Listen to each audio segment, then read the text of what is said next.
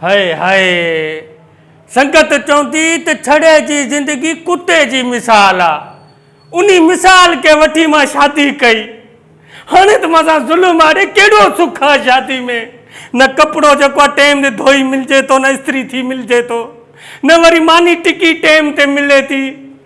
अल्लाह मां त रुली बर्बाद थी मदा बर्बाद थी।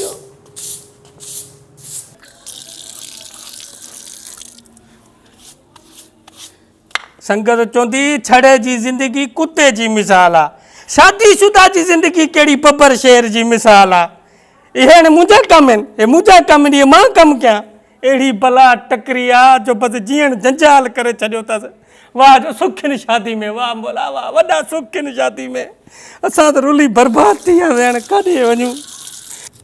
छोकर हूंदी त कमकार वीचारी कंदी भाॼी भुती पचाईंदी मारी माई आहे साईं हाणे चए थी त सॼो कमु तूं कर धीउ ॾाढी यादि अचे थी परणाए ॾिनी आहे वीचारी ॾे टेलीफोन ई न कई आहे अॼु खां टेलीफोन करे हाल वाल पुछां धीअ खां।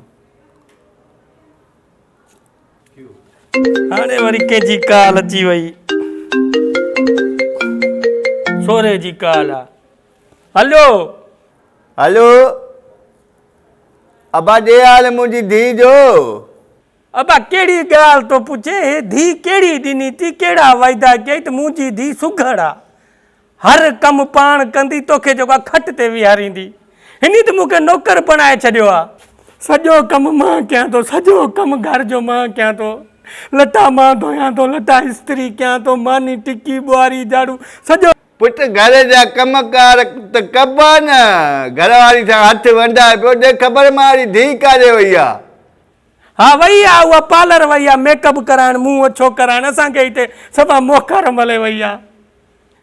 साल थी वियो आहे शादी के सोरा मां सुख जो साह न खयो आ जहिड़े टाइम जी तुंहिंजी धीउ मुंहिंजे घर में आई आहे न बर्बादी बर्बादी आहे सकून चैन हराम थी वियो आहे। पुट ॻाल्हि ॿुध तोखे साल छो आहे तो वटि नंढड़ी बलाए मां वटि हिनजी मां वॾी बलाए 30 साल मां बि त वॾी बला सां लोड़ियो आहे निभायो आहे न पुट।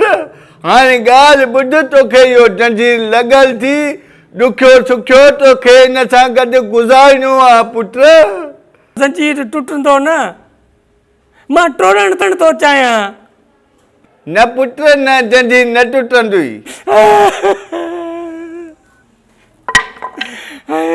बर्बाद थी आहे त कहिड़ी ज़िंदगी आहे मुंहिंजी संगत एॾी भली हुई ढोलू मोलू वरियाम गोराम इहे मूंखे यादि कंदा न को टाइम नथो मिले त मां हुन सां काचारी कयां। अॼु ख़बर पई थी इहे कोमरी विया आहिनि कोई इस्लामाबाद वञे थो टूअर ते मूंखे त 5 मिंट टाइम नथो मिले जो मां घरां निकिरी को टूअर ते वञा। कहिड़ी ज़िंदगी आहे धोया माना चंडरी वरी अची वञे करे न किरोध।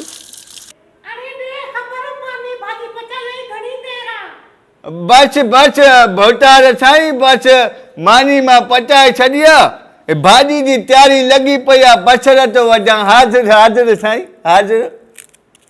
संगत अगर अव्हांखे ही वीडियो क्लिप पसंद आयो आहे त असांजे चैनल के सब्सक्राइब कयो ऐं घंटी वारे बटन के ज़रूर दबायो जीअं असांजे चैनल जो हर वीडियो अव्हां ताईं पहुची सघे। वॾी महिरबानी।